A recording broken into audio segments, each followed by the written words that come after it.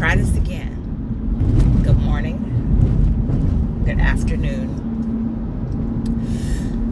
excuse me, good evening.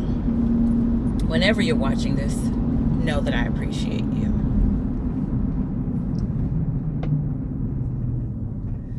I have just, excuse me, I just jacked myself up because I put on some lotion that is perfumed, and I don't typically wear heavy perfume, but this is the only lotion that I have right now,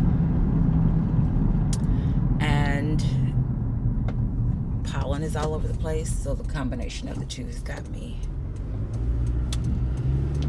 a little bit sneezy.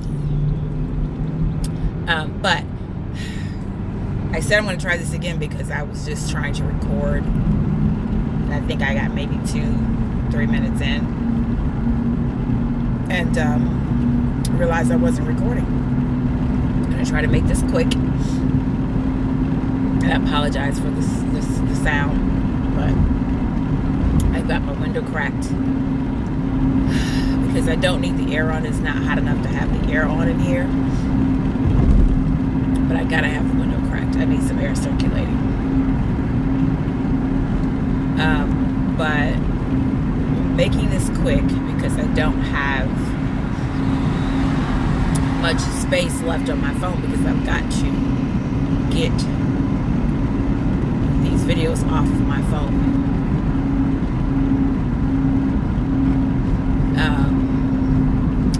But I came on because I watched something yesterday, and I'm going to do a blog on it because I have a list of topics that I'm going to be blogging on soon.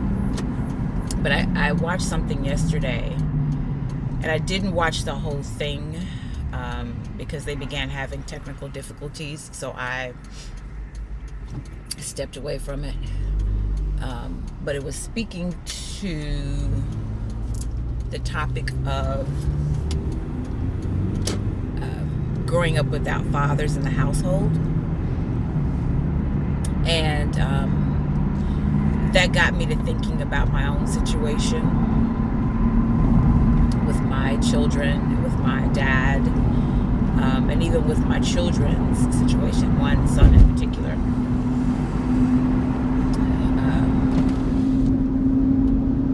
But it got me to thinking.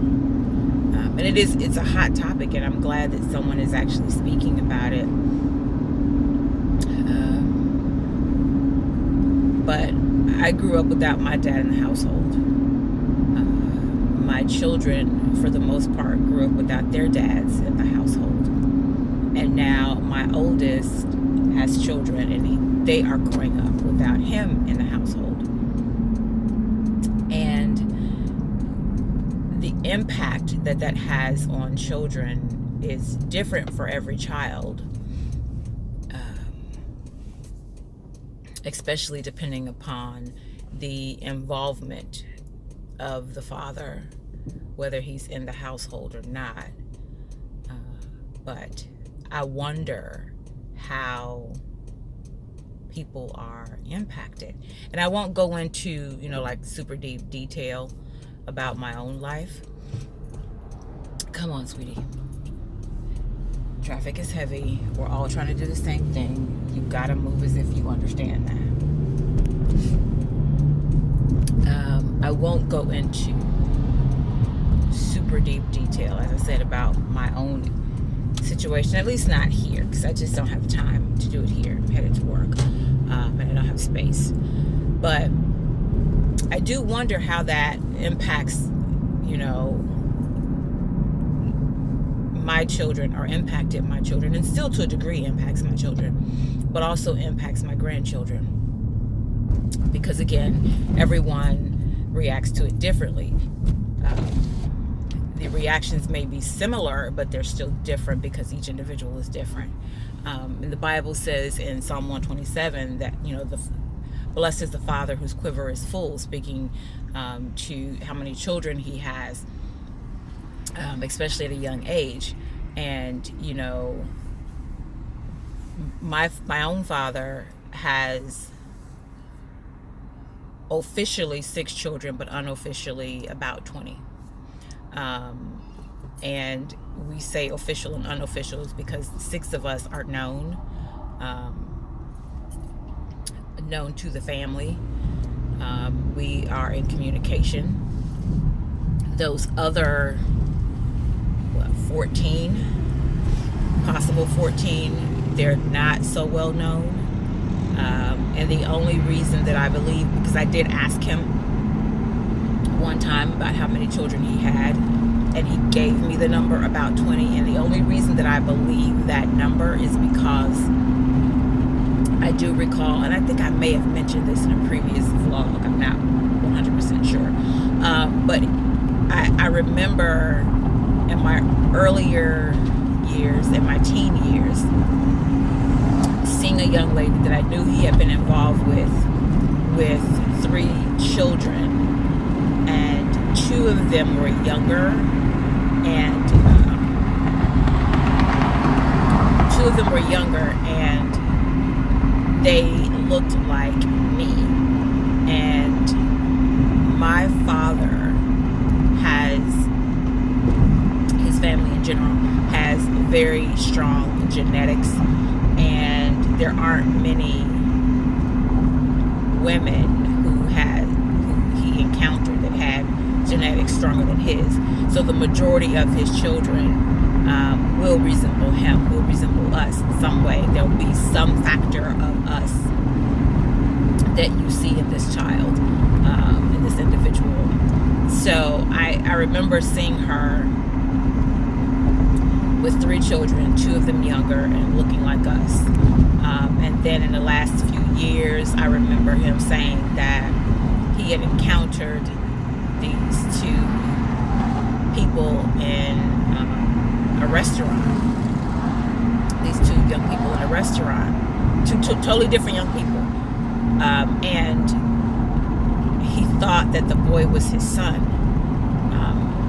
Not just because the boy resembled him, but because he knew that the son existed, but the mother left, so he never got to know the son. And the son had an older sister that was not his, and the son looked familiar, but the girl looked even more familiar.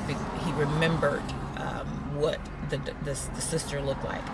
And he saw them in a restaurant, and he thought that, you know, that could have been his son because the girl looked so familiar to him, and the boy resembled him.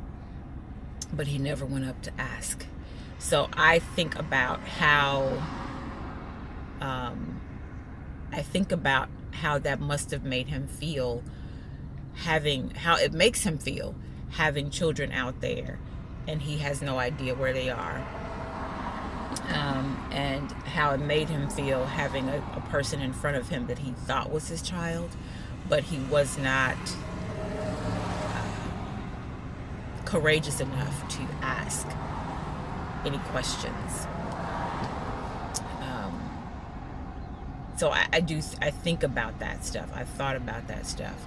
I am one that, if I see my maiden name, I'm going to start asking questions. And it did take me a while to build up to that, but I ask questions not because it's an uncommon name, but it's not one that you see very often. Wow, okay. It's not one that you see very often.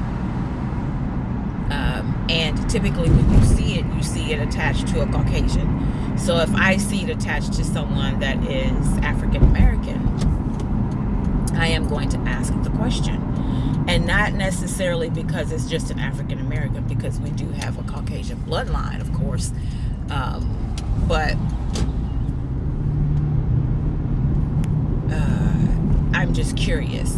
I'm just really curious. And I want to know if this person or persons are, is a part of our bloodline, is a part of our family. So my father also at one point admitted the fact that he may have had a child in between myself and my brother right under me when he was overseas in the military, but he's not 100% sure because he left shortly thereafter and lost contact with the young lady.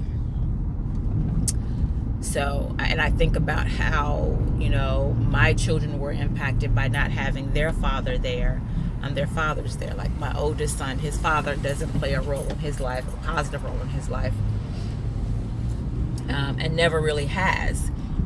His attempt at being a father failed miserably because he just wasn't sure of how to be a father. Even though his father was there, he still had his own issues. My son's father did, because he had to deal with being adopted and the impact that has on a person's life. Not only one, knowing that you were adopted, but two, you were adopted at 5. So what happened in your life between birth and 5 that made its mark on you? And then how do you feel about being adopted so late in life? And when I say late in life, I mean 5 is pretty late to adopt a child. 5 years old is pretty late to be adopted out. And so I think about how that may have impacted him, and then how it impacted my son, and the fact that his dad was not there. His dad did not play a positive role in his life. His dad was basically, in his eyes, a deadbeat and not involved. And even though he has tried to develop a relationship with him, it's not been easy because they're so much alike, but two totally different people, and how they deal with things. So I think about how that impacts him, especially being that he is my oldest, and the responsibility that is beset upon the oldest child. I know all too well, as I am the oldest child, whether it's the 6 or the 20. Then I also think about my younger two and how their father's absence impacts them, and if what my youngest is going through is heavily influenced by the fact that his father was not there. Even though I was married to their father, but he was not always a positive influence in their lives. Even though for the first year of my youngest's life, he was home with him. They developed this really great bond because he was there for that very first year, the entire year, because I worked and he didn't, and I wasn't going to pay for a babysitter to take care of our child when he was home and was doing nothing, and had no desire at that point to do anything. So I'm like, if you're not going to do anything, I'm not paying for a babysitter. You take care of your kid, period. So they developed this great relationship. They bonded really well, but then it fell off. It fell off really hard. And even when we were going through the separation and subsequent divorce, he did still show up on various weekends to spend time with them, and to have them at his house for the weekend. But that fell off even more drastically because he was one of those, in my opinion, this is just solely my opinion, he was one of those, at the moment he got a new girl, he was 100% absent. 100% absent. So, and that has just, over the years, been very difficult for them to deal with. Very difficult for them to deal with. And then the fact that with my youngest living the lifestyle that he's living and his father not accepting that at all, that has been even more difficult. And then we have my grandchildren who, although they know who their father is, he doesn't live in the household with them because he just doesn't live in the household with them. So now he has to deal with mothers of children who don't want him around, and children who are trying to figure out where they stand in the life of their father because he isn't around. They're in two totally different states. And it's even harder for my grandson because his dad actually used to live there, and he was there with him for the first 4 years of his life.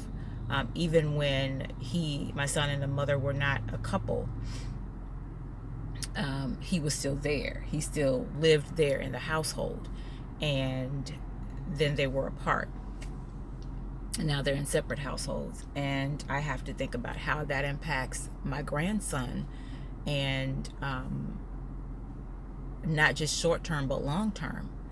So yeah, I think about that, and I'm so glad that I saw that video, because it did bring up something again that that I've thought about over the years and wanted to do something about, whether it was a video, whether it was a blog. So to see that again last night, it made me say, okay, I absolutely have to write on this. I absolutely have to do a video about this. So yeah, that's one of the things that I've put on my list, on my blog list. One of the topics, absentee fathers and unpaid child support, and how that impacts the child as well. Knowing that your father, whether you know it or not, I should say initially, whether you know it or not, your father, your parent, because there are some women who don't have custody of their children and they were ordered to pay child support, but that parent not doing financially what they're supposed to do. And then to have a parent that, one, is not only absentee, but financially isn't doing what they're supposed to do as well. So not only do you not get them in your life physically, but you don't get them in your life financially, then what?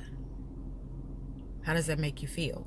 And then to know that when you get older, to know that your parent, that absentee parent, was supposed to be paying child support and wasn't, and goes about life as if everything is cool. Goes about life as if they don't have an issue, they don't owe anything, they're still living. Like with my oldest son's dad, he wouldn't pay child support. We've been to court several times, but he went about life as if everything was fine. Bought cars, had more children, tried to establish life as a normal human being. And yeah, you're a normal human being and you want to go on with your life, but you still have this child out there that you have not financially contributed to. And not only that, but you've not physically been there for them either. And then to have my ex-husband, my younger two, have him have a job where he was paying a decent amount of child support, and then to have that child support snatched away because he decided to either quit or lose that job based on poor behavior. And then those funds are gone, and then continuously tries to take you to court to have the funds re-examined, the child support amount re-examined because of his current income. And that's a whole fire hydrant that you just parked on. I'm sorry. But then to have him try to do that to fit his current income, but not follow through on that either, so, and your children knowing this, how does that make them feel about that parent who isn't contributing emotionally, physically, or financially? How does that make that child feel? My mother never took my dad for child support. Not ever. But with my children, I made sure, and the killer part for me was my oldest son's grandmother, his father's mother, said to me when she found out that I was pregnant, take him to child support, because if you don't, he will not pay. He will not financially contribute to this child's life if you don't take him to child support. And I was like, you know what? Thank you. I appreciate that. And I did. And he still hasn't paid. But the fact that I have him on record was beneficial, because that means that whatever funds he gets, my child gets. And I know that my child is not the only one that has him in the system. One of his younger children has him in the system as well. The youngest, as a matter of fact, I think she's 11 or 12. Now my child is like 28, but his dad has an 11 or 12-year-old, and I believe her mom has him in the system as well. So yeah. And then with my ex-husband, it was a part of the divorce decree. And even if it hadn't been part of the divorce decree, I know I don't have much time. Even if it hadn't been a part of the divorce decree, I still would have made him pay child support. And right now I've got one owing me $50,000. I've got one owing me almost $30,000. Yeah. Sad. So how does that impact the child, knowing that the father owes this money and has not paid? So that's where I'll leave it for right now. Peace and blessings. Remember to walk in your